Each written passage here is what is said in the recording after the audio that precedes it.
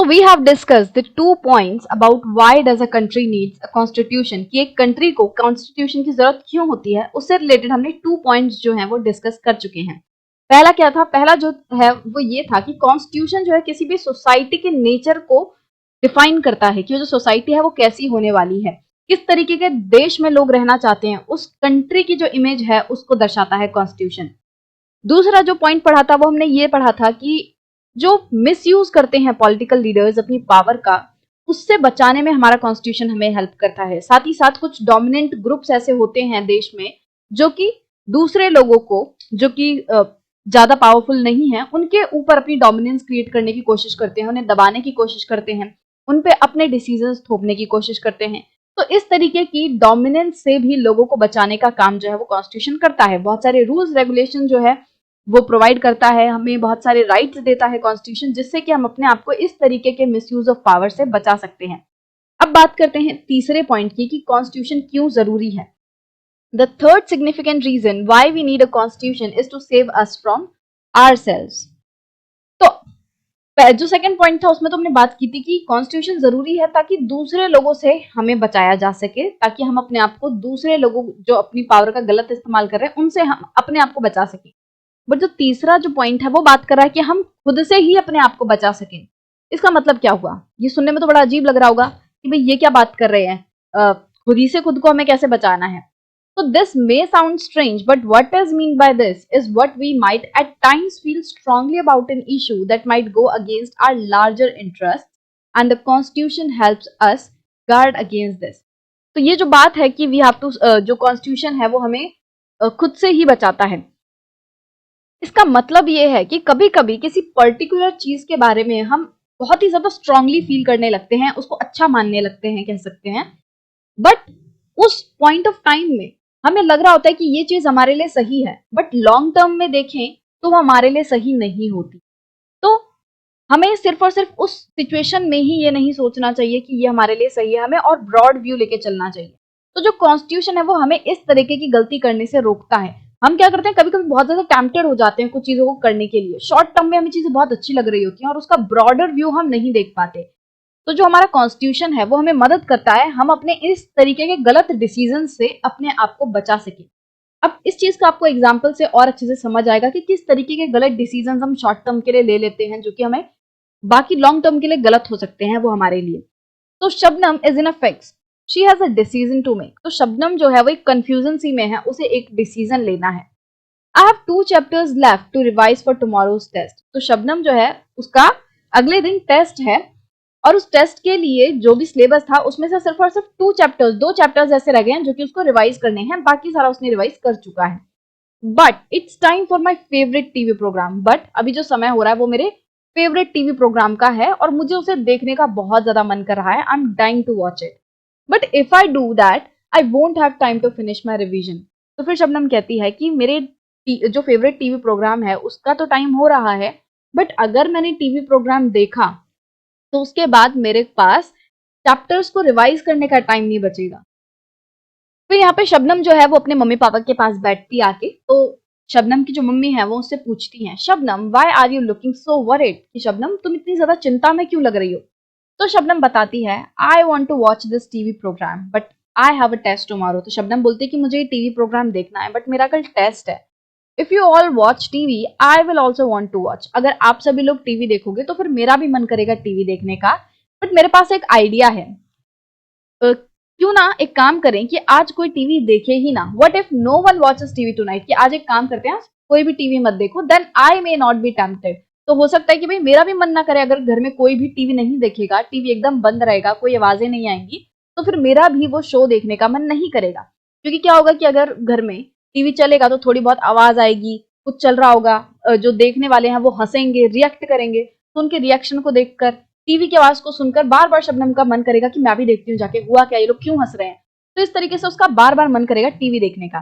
तो इसीलिए उसने बोला अपने पेरेंट्स को कि क्यों ना आज हम टीवी बंद ही कर देते हैं, ताकि मैं पढ़ाई पे ज्यादा ध्यान दे पाऊं और टीवी देखने के लिए टेम्प्टेड ना हो, उत्सुक ना हो। तो फिर टेस्ट के टाइम क्या होता है, शबनम बोलती है, it's a good thing I did not watch TV, कि अच्छा हुआ मैंने टीवी देखा ही नहीं। There are so many questions from the last 2 chapters। आखिरी के जो लास्ट 2 चैप्टर्स थे जो मेरे को रिवाइज करने थे, उनमें से काफी सारे क्वेश्चन आए हैं। तो उसने क्या किया था, टीवी ना देख के अपने वो 2 चैप्टर्स रिवाइज कर लिए थे और उन 2 चैप्टर्स में से काफी सारे क्वेश्चन आए थे, जिससे अब वो उसका आंसर दे पा रही है। तो देखो क्या हुआ कि शॉर्ट टर्म के लिए उसे लगा कि उस पॉइंट ऑफ टाइम में कि भाई उसका फेवरेट टीवी शो आ रहा है और उसे देखने का मन है, तो उसने उस टाइम पे क्या लिया, एक अच्छा डिसीजन लिया ये सोच के कि अगर मैंने अभी टीवी देखा तो मेरा कल का टेस्ट बेकार जाएगा, तो उसने आगे की बात सोची। बट अगर इसका उल्टा होता, शबनम सब कुछ छोड़ छाड़ के कहती कि यार छोड़ो, टेस्ट वेस्ट तो मैं बाद में देख लूंगी, पढ़ने की कोशिश करूंगी बाद में अगर टाइम बचेगा, मैं एक काम करती हूँ कि मैं ना अपना फेवरेट टीवी प्रोग्राम देख लेती हूँ क्योंकि इसका तो रिपीट टेलीकास्ट भी नहीं आता और टेस्ट का क्या है, इसे मैं सुबह जल्दी उठ के पढ़ने की कोशिश करूंगी। तो वो ऐसा सोचती है और सुबह क्या होता है कि वो उठ ही नहीं पाती, वो अपना टीवी प्रोग्राम देख के सो जाती है, थक जाती है और सुबह उसको जो है नींद खुलती नहीं। तो मान लो इस तरीके की सिचुएशन होती है और उसके जो 2 चैप्टर रिवाइज करने थे वो रह ही जाते और जो क्वेश्चंस उन लास्ट 2 चैप्टर से आए थे वो उन्हें आंसर नहीं कर पाती। तो इस सिचुएशन में क्या होता, उसने एक गलत डिसीजन लिया होता और उसके टेस्ट पे उसका असर होता। राइट, तो इस तरीके के जो डिसीजंस है जो हम खुद के लिए ही कभी कभी हानिकारक जो है साबित हो जाते हैं, जिस तरीके से इस सिचुएशन में ऐसा नहीं हुआ, बट जो मैंने दूसरी सिचुएशन बताई कि हाँ इसका अपोजिट हो सकता था, जिसमें कि जो शबनम है उसके लिए प्रॉब्लम क्रिएट हो जाती कि उसके टेस्ट में अच्छे मार्क्स नहीं आते, तो वो खुद ही के लिए खुद ही जो है नुकसान वाला काम कर रही थी। इस तरीके के गलत डिसीजन से हमारा जो कॉन्स्टिट्यूशन है वो हमें बचाने की कोशिश करता है।